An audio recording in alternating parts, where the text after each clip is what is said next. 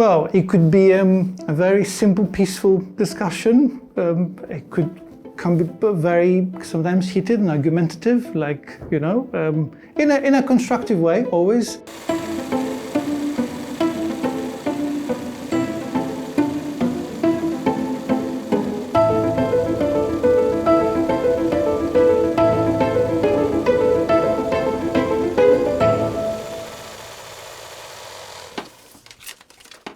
So 11 years ago, we had this idea that we could make a festival because maybe we were slightly frustrated as filmmakers, and we wanted platforms for our friends.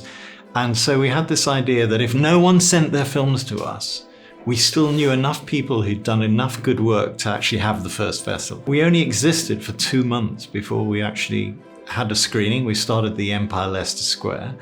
We had enough really good films to have to spend a lot of time choosing them. And from then on, it just took off. A lot of the filmmakers that come to our festival from all over the world, the one thing they say about us is that we give the filmmakers more attention and make them feel more special than any festival they've been to. So I think once you get too big, you can literally just not notice the filmmakers. And without the filmmakers, there's no festival. They're probably more important than the audience. That's why we keep it small, because once we get too big, then we can't be personal with the contributors. The process of selecting films is not unlike the process for selecting scripts.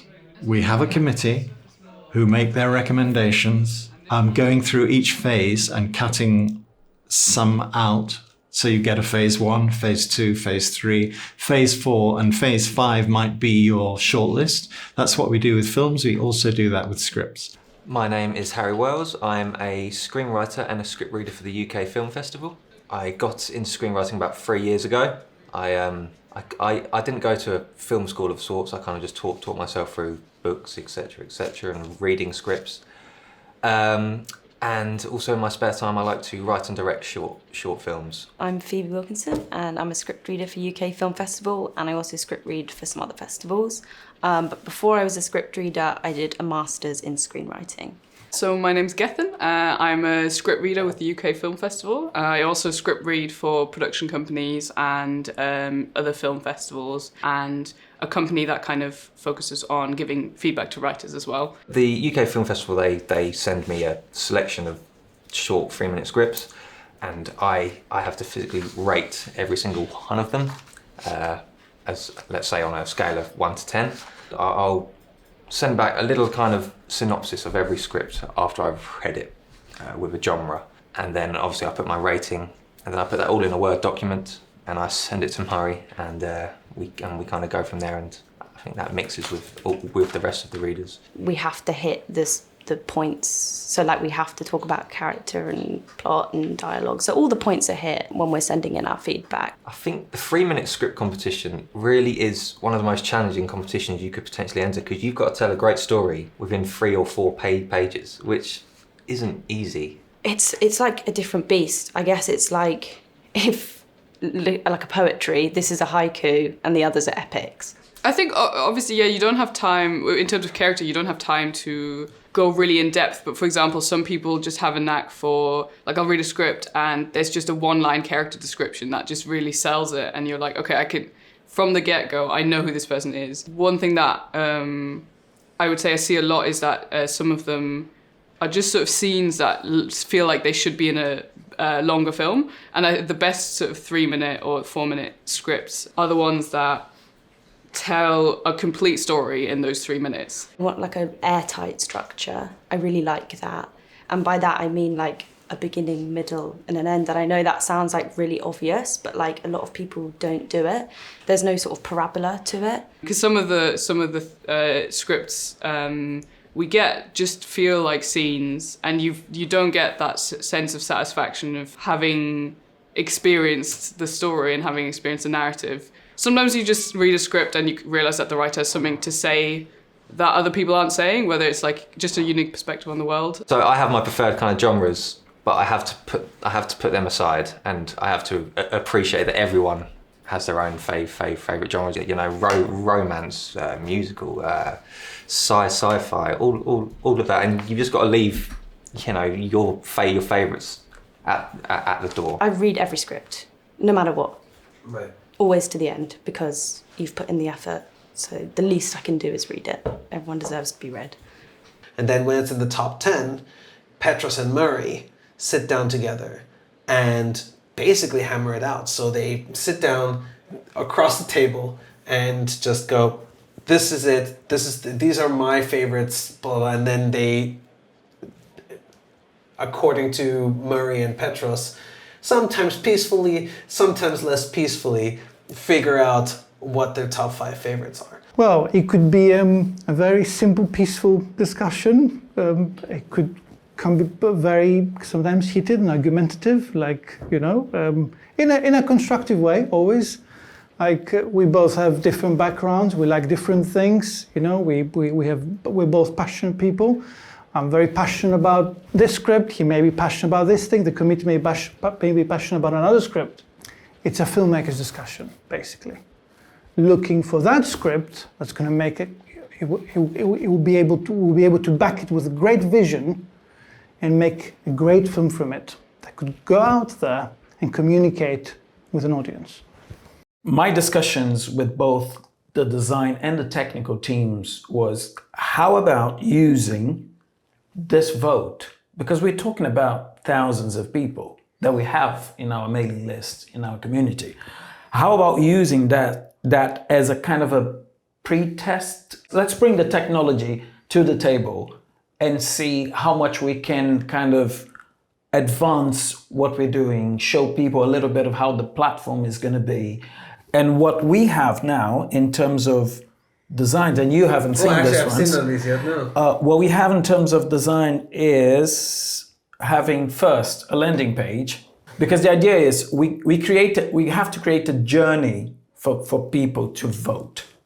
And if you're part of the CenterFrame community, you're going to receive an email saying you can vote now.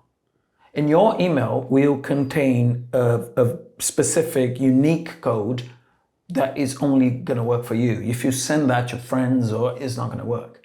It has to be a CenterFrame member. This would be the big title, no poster, big title, but we still kind of feature if we have 1, 2, 3 writers or whatever. We get a chance then for them to send us like a video pitch.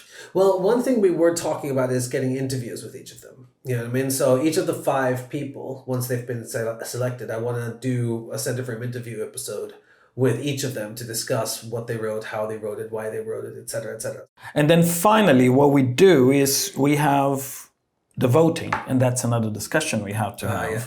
In this specific one, you kind of rank your favorite one goes first, and then you press arrows. Or we could assign numbers to each one of them. We have to decide what we want to do with it. The arrow is good.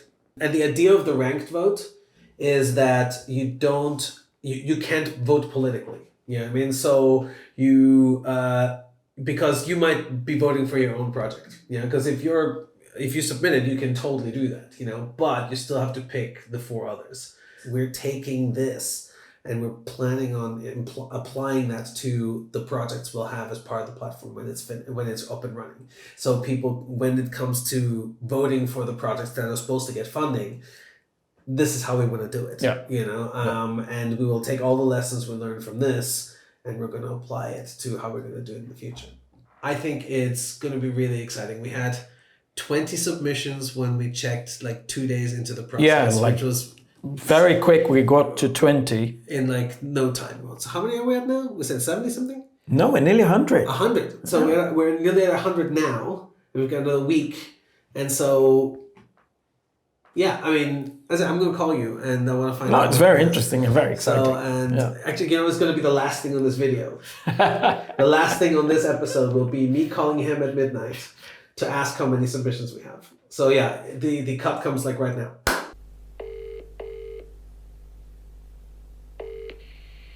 Yo.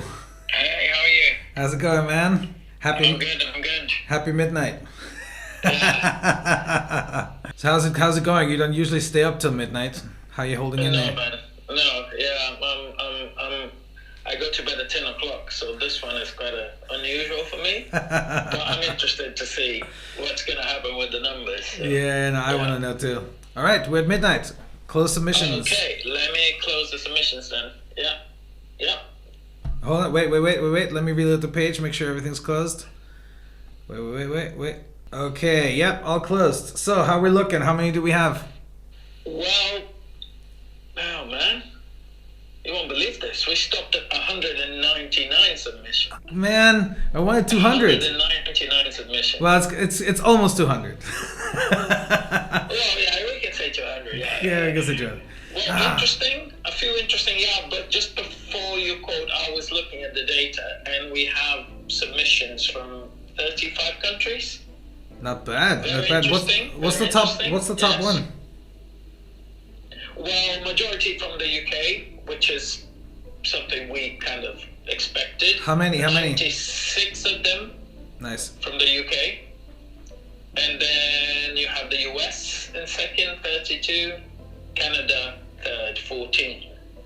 But I'm very happy. We have many different African countries. We have South Africa, we have Nigeria, we have Kenya, we have Cameroon. Cameroon, nice. Yeah, good stuff, isn't it? All right.